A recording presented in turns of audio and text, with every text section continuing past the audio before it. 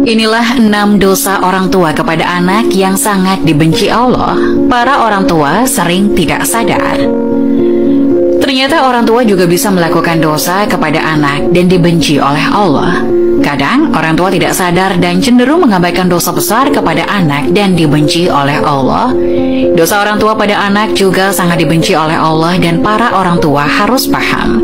Agar tidak sering melakukan dosa kepada anak, dosa besar orang tua kepada anak itu sangat dibenci oleh Allah dan sering dianggap sepele oleh para orang tua.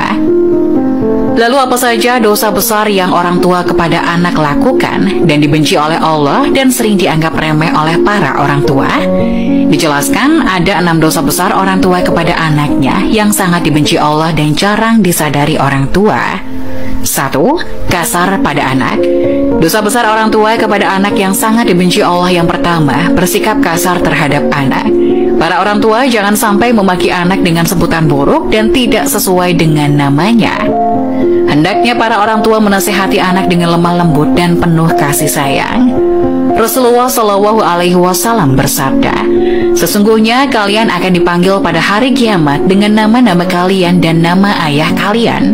Maka perbaikilah nama kalian. Hadis riwayat Abu Dawud nomor 4277. 2. Pilih kasih terhadap anak. Sikap pilih kasih yang dilakukan orang tua kepada anak termasuk dosa besar yang sangat dibenci Allah. Para orang tua jangan sampai bersikap baik hanya kepada salah satu anak saja, sedangkan anak lainnya terabaikan. Dalam hadis sahih yang diriwayatkan oleh Imam Muslim dijelaskan bahwa Nu'man bin Bashir pernah bercerita, ayahku menginfakkan sebagian hartanya untukku. Ibuku Amrah bin Rawaha kemudian berkata, saya tidak suka engkau melakukan hal itu sehingga menemui Rasulullah. Ayahku kemudian berangkat menemui Rasulullah Shallallahu Alaihi Wasallam sebagai saksi atas sedekah yang diberikan kepadaku. Rasulullah berkata kepadanya, apakah engkau melakukan hal ini kepada seluruh anak-anakmu? Ia berkata tidak. Rasulullah berkata, bertakwalah kepada Allah dan berlaku adillah kepada anak-anakmu. Ayahku kemudian kembali dan menarik lagi sedekah itu. Hadis riwayat Muslim dalam kitab Al-Hibat, hadis nomor 3055. 3. Membanding-bandingkan anak. Kebiasaan orang tua terhadap anaknya yang dianggap sepele, padahal itu termasuk dosa besar dan sangat dibenci Allah. Para orang tua sering membanding-bandingkan anaknya. Sikap ini akan menimbulkan perasaan rendah diri pada anak yang lain. Apalagi jika yang dibandingkan orang tua sesuatu di luar kemampuan anak atau justru kelemahan si anak. Orang tua harus paham setiap anak memiliki kelebihannya masing-masing dan jangan dibanding-bandingkan. 4. Mengekang kebebasan anak. Jangan sampai para orang tua mengekang kebebasan anak, karena itu merupakan dosa yang sangat dibenci Allah. Membiarkan anak bermain adalah salah satu hal yang sangat penting dalam masa pengenalan lingkungan dan menemukan jati dirinya. Yang terpenting adalah tetap harus diberikan arahan mana yang baik dan mana yang kurang baik. Hal tersebut akan menjadikan si anak mampu bergaul dan mendapatkan pelajaran penting mengenai perbedaan. Hindari kekhawatiran yang berlebihan terhadap anak dan harus menjaga keterbukaan anak terhadap orang tua. Hal ini penting ketika anak ada masalah, bisa menyelesaikannya bersama orang tua. 5. Berkata buruk pada anak. Orang tua harus paham setiap ucapan yang keluar dari mulut bisa menjadi doa bagi anak.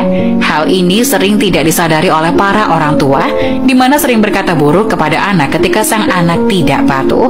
Abu Hurairah radhiyallahu anhu berkata, Rasulullah Shallallahu Alaihi Wasallam bersabda, ada 3 doa yang dikabulkan: doa orang yang dianiaya, doa musafir, doa keburukan orang tua atas anaknya.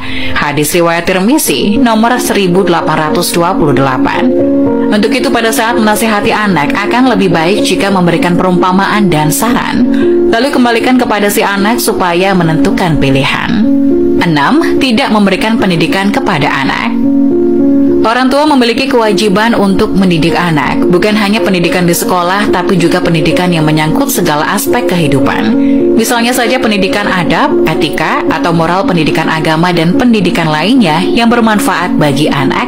Jika orang tua mengabaikan pendidikan kepada anak, maka bisa dikatakan anak tersebut layaknya anak yatim, padahal masih mempunyai kedua orang tua. Bekal pendidikan penting diberikan kepada anak untuk bekal di masa depan, baik dunia maupun akhirat. Rasulullah Shallallahu Alaihi Wasallam bersabda, "Ajarilah anak-anakmu sholat saat mereka berusia 7 tahun, dan pukullah mereka bila tidak melaksanakan sholat pada usia 10 tahun." Hadis riwayat Tirmizi nomor 372. Para orang tua hendaknya menghindari semua itu agar keluarga bisa menjadi keluarga yang bahagia dan penuh dengan berkah dari Allah.